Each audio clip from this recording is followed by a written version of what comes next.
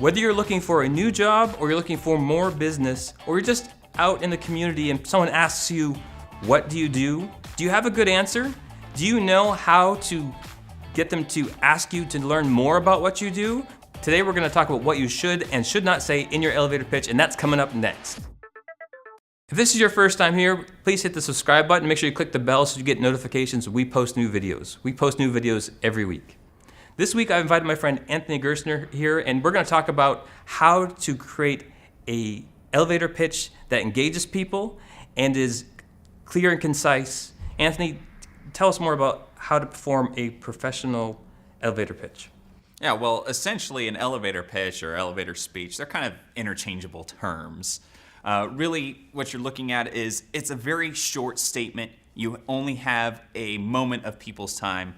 The old adage is you're in an elevator and you've only got the time that it takes to get to the next floor to say something. So one of the things that we're missing with our elevator pitches or speeches is that we need to bring an inherent question into that statement. So yes, we have a very short period of time, but ultimately we want to leave them wanting more. And that inherent question in the elevator pitch is what helps. And when they ask, well, how do you do that?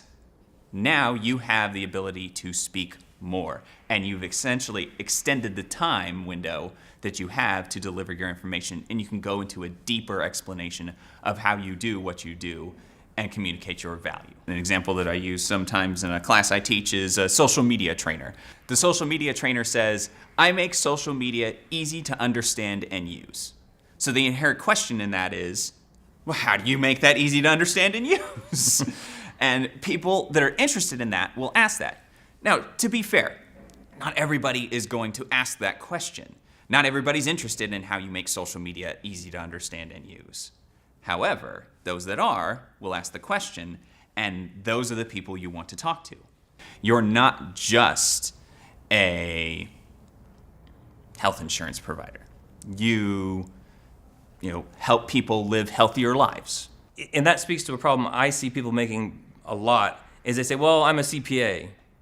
Well, that's great, I don't need a CPA. But if you tell me that you help me be more financially sound, I'd be interested in hearing more about how you do that.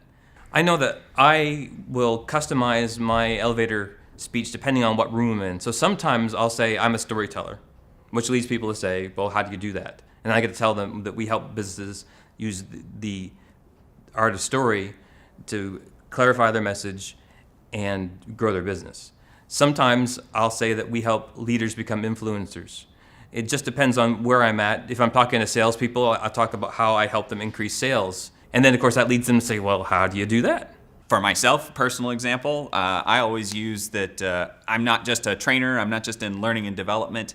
I create engaging presentations so that the audience walks away with the information they need to succeed in their roles.